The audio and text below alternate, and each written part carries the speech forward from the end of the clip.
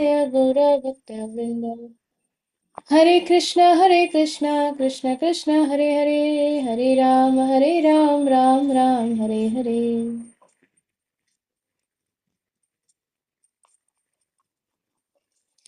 So today we are starting chapter 14, the ecstasy of the Lord and his devotees.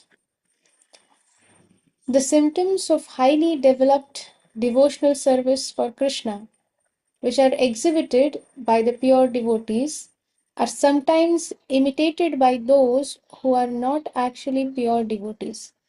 This is described in the Bhakti Rasamrita Sindhu. Without devotional service to Krishna, such symptoms are artificial, not actual. Sometimes those who are not conversant with the science of devotional service are captivated by the exhibition of such symptoms, but learned devotees know that they are simply imitation. Very, very important. Yesterday we had a very brief discussion regarding this. Lokman Krishna Prabhu uh, asked a question which the answer uh, uh, is here actually.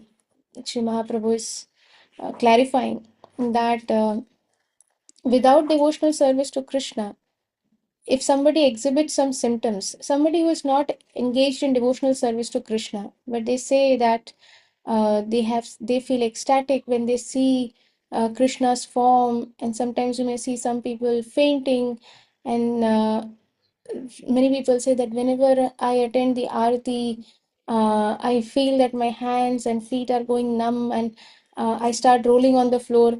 So very, very, it's fully clear here. Mahaprabhu is saying this. The Supreme Personality of Godhead is saying this.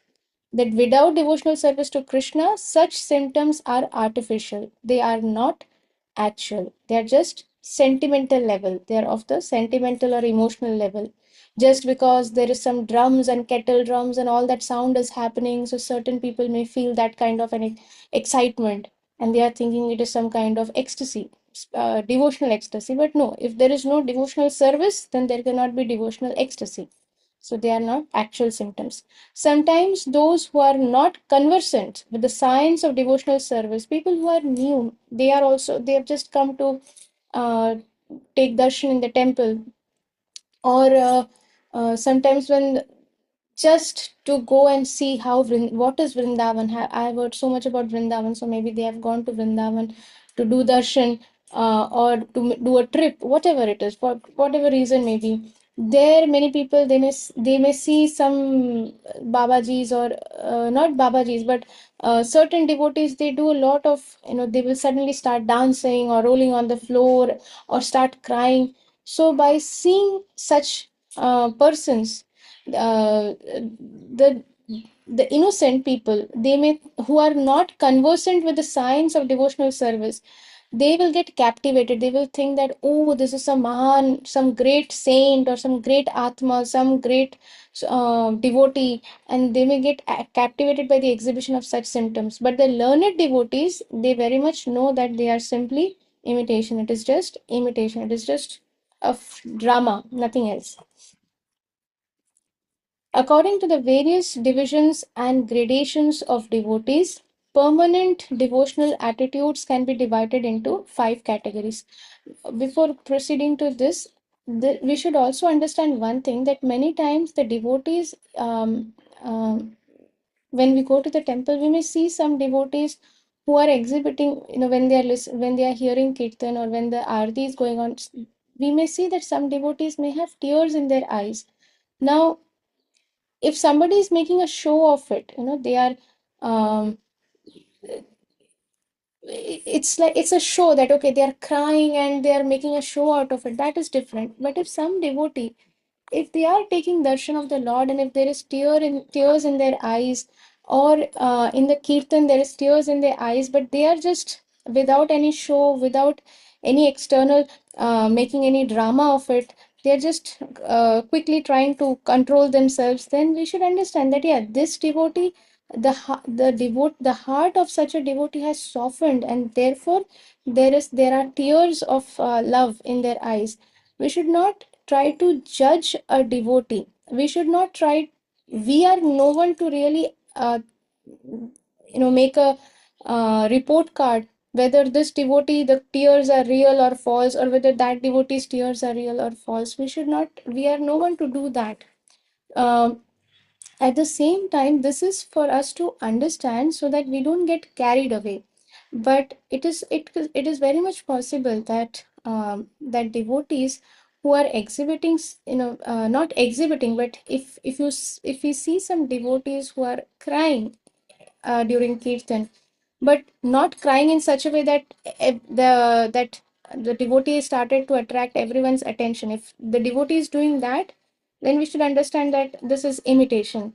But if they are not trying to attract anyone's attention, in fact they are quickly trying to just control their emotions, then of course it is because we do feel such symptoms. Even we may not be on the pure stage, pure love of Godhead, but still such symptoms are possible. We may also feel such ecstasy. At the same time, when we hear Shuddhanam, when somebody who is doing Kirtan is doing Shuddhanam, that Kirtan is also very effective. Therefore, even those devotees who may not be on a very high level platform still may feel such symptoms. It is possible. So instead of trying to understand whether that devotee is a pure devotee or not, it is important that we focus on our own consciousness and our sadhana, and focus on ourselves whether there are tears in our eyes or not. And if there are no tears in our own eyes, then we should cry that our heart has still not melted enough that there are tears in my eyes. Therefore, we should focus on ourselves rather than focusing on who is crying, who is exhibiting what symptoms, and so on and so forth. So, this is since I was speaking to a devotee, so I thought this is also very important to be clarified that not every devotee who is having tears in their eyes is an imitation. It is not necessary. At the same time, not every devotee who is crying um, is a reality. So both ways are possible. Therefore, instead of trying to judge uh, or analyze symptoms of other devotees, we should focus on our own self. Where is my consciousness? Why is there no tear in my eyes? That should be our focus. So uh, and at the same time, yesterday I was also thinking when Prabhu asked this question, at that time, somehow I had missed mentioning that yesterday was the disappearance day of Srila Bhakti Tirtha Swami Maharaj, a very exemplary disciple of Srila Prabhupada, a pure devotee. And as the question was that how do we understand who is in Bhav and who is in Mahabhav? So here is an example, another example of Srila Bhakti Tirtha Swami Maharaj, who many people tried to, because he was so brave. First thing is, if we just in crisp, if we understand his background, then Maharaj comes from a black, he's black bodied. He comes from a background where the black bodied Americans were very much abused, and they were made to do slavery at that time. And in such a situation, Maharaj, he was such a brilliant uh, kid, as a kid also, and he was the only person in who qualified in Princeton University, where no black bodies are allowed in Princeton University. And the management, seeing his brilliance, seeing the amount of the um, how intelligent the student is, how amazing the student is, they could not deny him admission. There was no way that they could deny him an admission. So he's the only black bodied, he's called the Black Lotus in ISKCON, the Black Lotus. And so he got admission in Princeton University, and he was throughout a scholarship student. a gold medalist. And uh, when he came to Krishna consciousness, when he met Srila Prabhupada, so most of the disciples at that time, they were all the white bodied disciples. So, so there was a lot of discrimination at that time. And Maharaj once went and told Srila Prabhupada that, Prabhupada, it breaks my heart that even in this ISKCON, people are thinking like this. People are behind my back, they are speaking like this. So Srila Prabhupada said that if you have come here and you are focusing on all these things, that who said what about you, and if you are interested in uh, how well you are taken or how you are appreciated, then you are also no better than all of them. Then what is the purpose? And Maharaj got the point. It is said, no, that it is just ishara hi kafi hai for the intelligent, for the most intelligent persons. Just a tiny sign is enough. A gesture is enough. Maharaj got the point that rise above all these things. ISKCON, Srila Prabhupada has always said that this is a spiritual hospital. In the hospital, if somebody has COVID, even the parents will not go close to the child, or the children will not go close to the parents. When we saw how it was during the times of COVID. So if somebody has COVID, nobody will go and sit there and speak to them. We'll stay away from such a person. They are kept in isolation. But if somebody has a small wound, somebody has a cut in the finger, we know that, okay, this is not um, uh, what is it called? It's not transferable, or it is not something that will catch this disease. So therefore, it's okay to speak to the person. It is okay to sit beside that person. Similarly, in ISKCON also, we have to understand that everyone is a patient. Some patients are like those who have COVID, who are very much infected. Therefore, maybe tomorrow when they get cured, they will become pure devotees. But for now, because they are infected with COVID, we will not go and associate with them. But does that mean that we disrespect them? No, we will respect them, we will pray for them, but we'll keep a distance. So, like that, if we think that everyone is a pure devotee in ISKCON, that conception is only wrong. ISKCON is to cure the patients. Therefore, we should understand that everybody is a patient at different levels. And Maharaj understood that this point, that the purpose is not to stay uh, stuck up in all these things, that who said what and who did what, but the purpose of coming into Krishna consciousness is to go deeper in Krishna consciousness and rise above all these material aspects, all these material things. Because in this material world, this will continue. Somebody will say something, others will do something, something will happen. Adi Daivik, Adi Bhautik, Adi Atmik will go on. It will go on and on and on, because this is the material world, and we have come here in order to undergo this purificatory process. Because we are criminals, therefore we have been put into this rehabilitation center. So this purification will go on, but we have to rise above these things, and we have to go deeper in our consciousness, in the absorption of Krishna. So that is Srila Bhakti Swami Maharaj. And later, he also got melanoma cancer, and it is so painful that gradually everything gets um, like gets damaged, and his feet had to be cut off. And he was in so much pain, but he never complained. And if you look at Maharaj in his last few videos, you will see that there is so much effulgence in the face of Maharaj, and he is in bliss.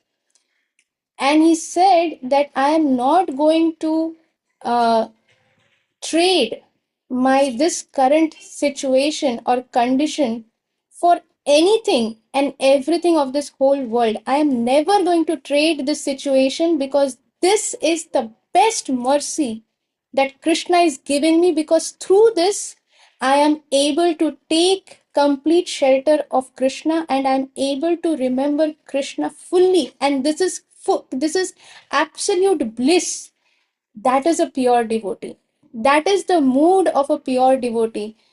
Many people think pure devotee means they have no suffering, they will not go through any challenges. No, pure devotee means in the face of the most difficult challenges, they are completely blissful, and they are completely happy in gratitude, in acceptance that this is Krishna's greatest mercy. And they are fully surrendered to Krishna, that this is Krishna's best plan. Pure devotee is one who is in complete absolute knowledge of these three things, that Krishna is the supreme enjoyer. Everything is meant for his enjoyment. Krishna is the supreme proprietor.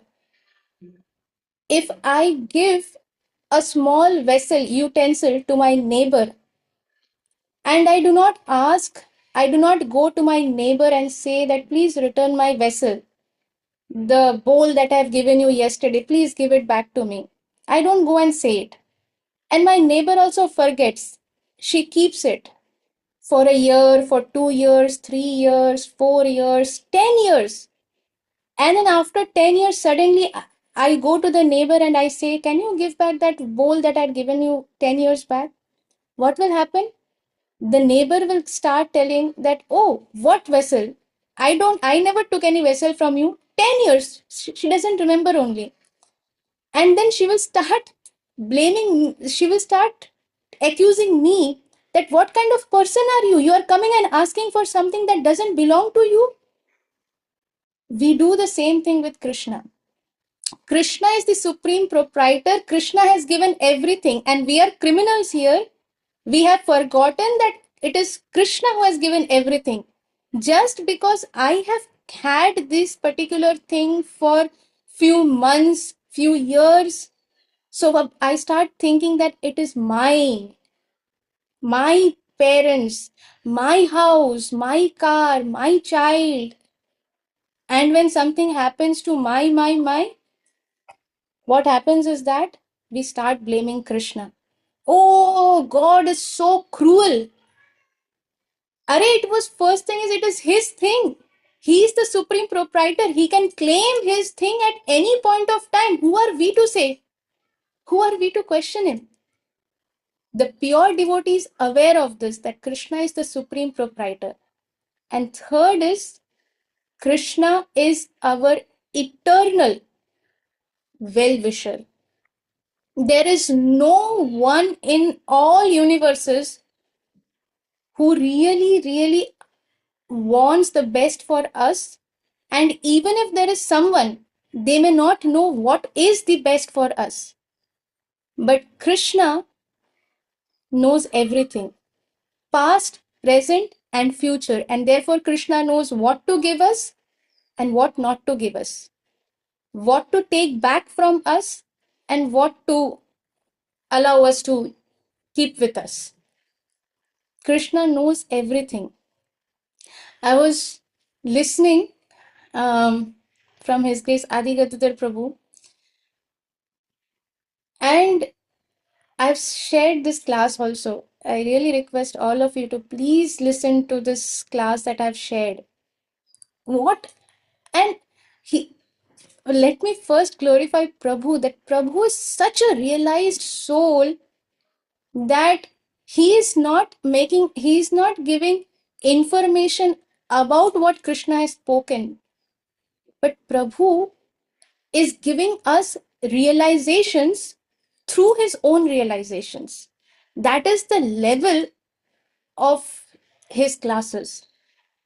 So, very beautiful explanation. Today morning I was listening. So, when we say, now what is the difference between devotees and non-devotees? We see that devotees are also suffering, non-devotees are also suffering. Okay, we see that is does cancer say that no, this person is doing 16 rounds, isko chhod do, we will not affect this person? No.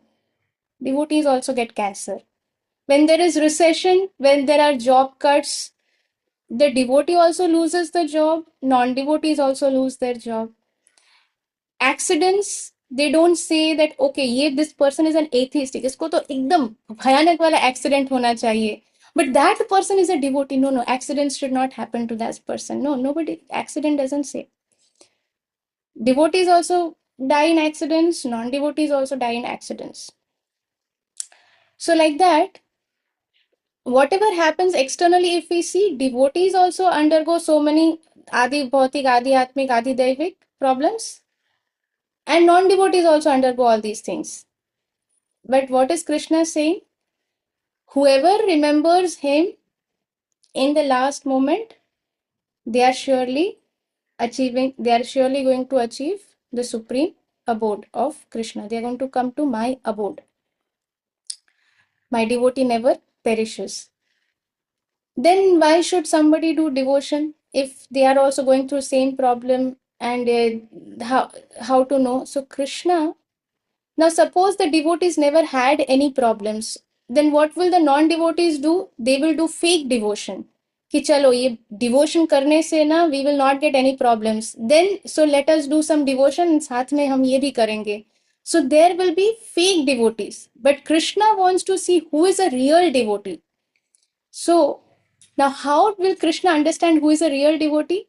When somebody comes into Krishna consciousness, and it is said that if somebody chants just one Hare Krishna Mahamantra, pure Hare Krishna Mahamantra, just once, Hare Krishna, all the sins are gone, everything is gone. Then where is the question of karma? Then why are the devotees suffering? Why are the devotees having cancer and this and that and so many health issues and health problems? Because Krishna gives a small token of their prarabdha. And then Krishna tests, examines.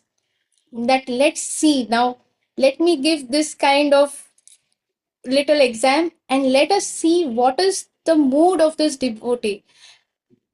So if somebody says that Krishna, why me, mere saath hi kyun, that means there is time, because that devotee is still wanting that because I'm doing devotion, so there should not be any dukkha.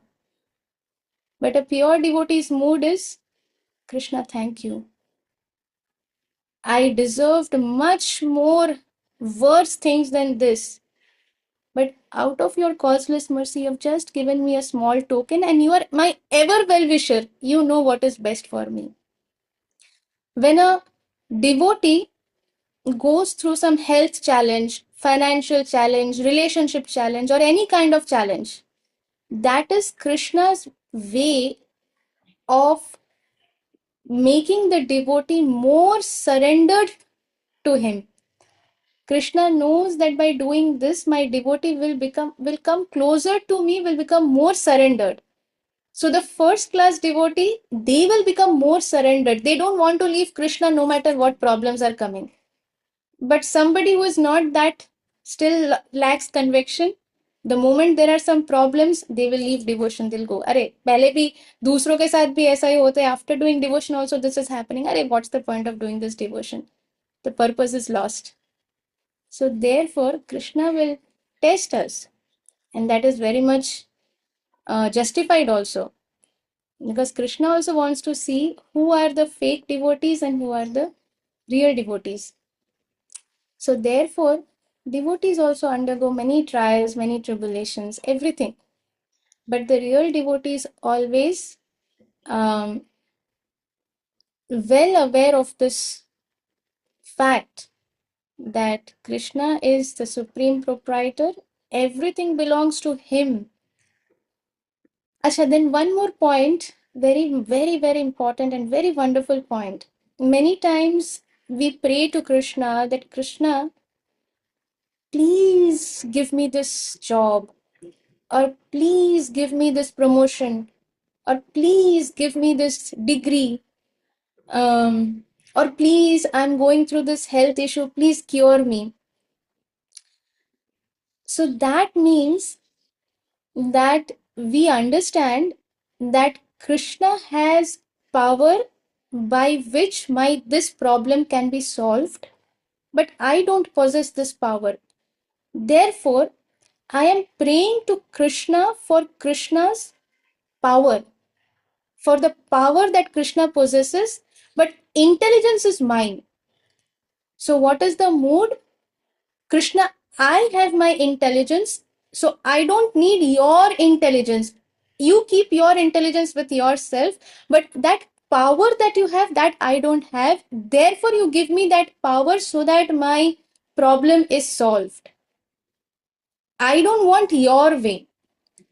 I want my desire to be fulfilled because I know better what I want.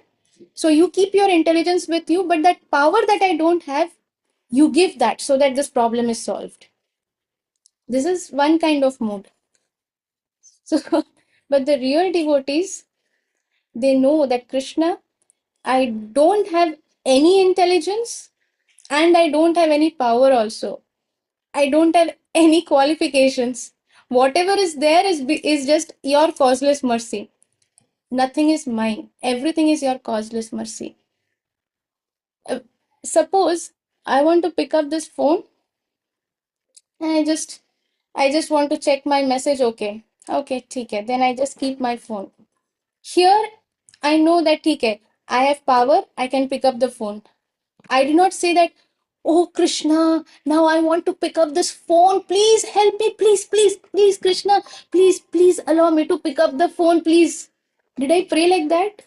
No, because I'm thinking that I have the power to do it. Actually, every intelligence, every ability, every power comes from Krishna. If Krishna takes away that ability, I won't even be able to lift that phone. I won't even be able to pick up that phone. But because now I'm thinking I don't need it, therefore I never prayed to Krishna. I just picked up the phone, I did whatever I had to do and kept it back. But now put ourselves in a situation where we are in the flight. Flight is going to land and suddenly there is a announcement that there is some technical glitch and we do not know if the flight can land or not, or we don't know whether we will survive or not. In that situation, we understand that, Arey, now we don't have the power. Then we start praying, please, please, God, please protect us, please save us, please save us. Because there we know that we don't have the power. So, in such situations where we know, where we understand that we don't have the power, there are situations where we don't realize that actually we don't have the power. It is Krishna's mercy. And there are situations where we know that we don't have the power, therefore let us call out to the higher power. These are all examples of um, not so real. They are not real devotees. But who is a real devotee? Who knows that without the will of Krishna, even the leaf of a tree does not move. Then what to speak of all the challenges that are coming in the life of a devotee? Krishna is saying, Yoga Kshemam Vahamyaham. All that the devotee already possesses and all that the devotee lacks. Krishna is saying, I myself preserve what my devotee has and I make it available, or I arrange for what is required by my devotee and what the devotee doesn't have. So, in the life of the devotee, whatever is happening is by the supreme will of Krishna, because Krishna knows that this is what is going to keep the devotee grounded. Otherwise, with our wings of ego, we will start flying. So, to keep us grounded, Krishna will give us. So, it could be health issues. Sometimes we see that in a family, the husband is a fired up devotee, amazing devotee, but the wife is thanda. Sometimes you may see the wife is a fired up devotee, but the husband is going on, chalta hai, chalega kind of. We may see that both the parents are amazing devotees, but the children are bakwas, faltu. No, no devotion. They don't even care. Even if there is a uh, pravachan going on, if there are sadhus coming in the house, preaching programs happening in the house, they are not interested. Sometimes you may see that everyone in the family is a devotee. Everybody is initiated devotee, very wonderful devotees, but there may be so much financial issues in the family that sometimes it may become difficult to do their daily sadhana due to those financial issues. Or we may see another family, they are also very amazing devotees, all initiated devotees, they want to become pure devotees, they are trying their best, no financial issues also, but some health issue is there. Such a health issue that the family's attention goes into that. So these are all ways, all the things are always given by Krishna. Because Krishna knows that by giving this, my devotees will stay grounded, and my real devotees will stay grounded, and my real devotees will take full shelter of me, so that at the end of this life, they will surely come back to me because they will be fully prepared by then. So, Avashya Rakshibe Krishna. A pure devotee knows that Krishna is already protecting me. Whatever is happening is by the supreme will of Krishna, and that is the best for me because Krishna is my supreme well wisher. So I thought of sharing this, although I did not read much. So sorry about that, but I thought these are very, I personally felt such deeply impacted and moved after listening to this class, to these points, that I thought that I must share it, because the more we share the wealth we get, the wealth increases. So therefore I thought of sharing it. So we'll pause here and we'll continue reading from here again tomorrow. And I was also mentioning about Srila Bhakti Tirth Swami Maharaj. Then I moved to this. So about Srila Bhakti Tirth Swami Maharaj, in his last kirtan, the way he was doing kirtan, the kirtan was ecstatic. Maharaj was ecstatic. The devotees present became ecstatic. That is a pure devotee. And Maharaj was in pain. If somebody has to really feel that pain, I think nobody can bear that pain. That pain is so horrible. And in that pain, Maharaj is exhibiting such Mahabhav symptoms. Is it possible to imitate in that kind of a situation where you are going through excruciating pain? Is it possible to imitate at such a point? It is not. When somebody is going through extreme challenges, it is not possible to make a show or a drama. It is not possible. At that time, if if you hold an orange and if you press the orange juice will only come out. Mango juice will not come out. But when you compress the mango, it will be sweet mango juice. You will not get a sour orange juice. So that means a pure devotee at the time of the greatest trial will exhibit the real symptoms. And that is the real test. Who is a pure devotee and who is not? I remember when I heard this somewhere, I cannot remember where. I think Srila Bhakti Siddhanta Saraswati Thakur was once saying, somebody came and started rolling on the floor and crying, "Ah, Krishna, Krishna, Krishna." So Maharaj said, get one broom and start hitting with this zor, so like start hitting this person with the broom. As soon as they started hitting this person, lagji, lagji, like I'm getting hurt, I'm getting hurt. That is drama. For a pure devotee, they are not in external consciousness when they are really internally absorbed in Krishna consciousness. How is it possible to even understand those symptoms? Because we cannot.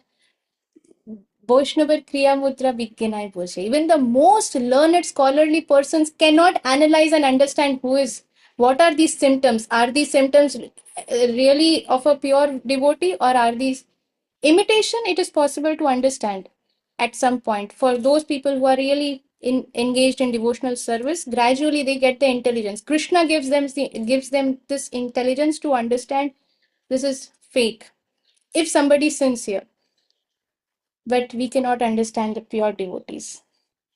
Therefore, we should try to hear the glories of pure devotees, and that is the only way to understand pure devotees. That is the only way to understand their symptoms. There is no other way. With our eyes, we'll make a mistake. But when we hear from the right sources, we will never make a mistake. So we'll pause here for today, and Krishna willing, we'll again continue reading tomorrow. So, Prabhu, you have a question? Okay, Prabhu. The Mataji,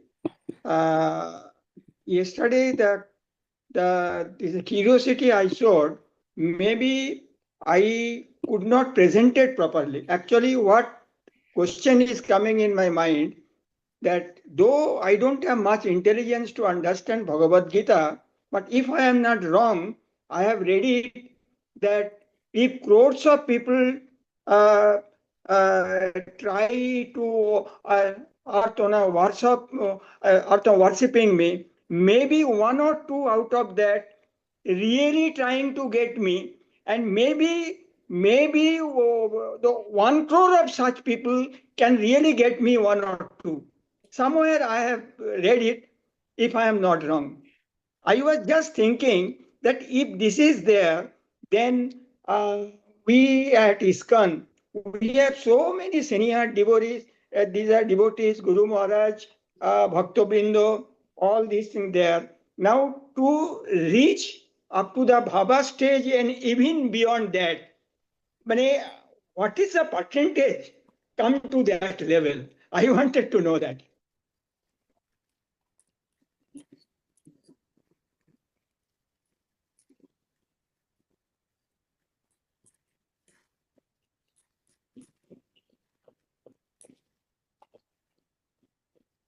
Okay. Prabhu, looking at the time, can I take up this question tomorrow? Yeah. Okay. Yes. Sure. Yes. Yeah. Because I Thank don't want to cut it off in between and shorten it. you. So let us Yes. take it tomorrow. Yeah. Yes. Thank you. Thank you, Prabhu. Thank you, Prabhu. Okay. So I offer my humble obeisances to all of your lotus feet. Vancha kalpatrubhyascha कृपा सिंधुभ्यैव च पतितानां पावनेभ्यो वैष्णवेभ्यो नमो नमः। अनंत कोटि वैष्णव वृंद की जय। श्री श्रीमद शिला जय पताका स्वामी गुरु महाराज की जय। जगत गुरु श्रील प्रभुपाद की जय। श्रील कृष्णदास कविराज गोस्वामी महाराज की जय। वर्तमान गुरुवर्ग वृंद की जय। अनंत कोटि वैष्णव वृंद की जय। निताय गौर प्रेमानंदे। हरि हरि Hari बोल। Bol. Hari Hari Bol. Hari Hari Bol.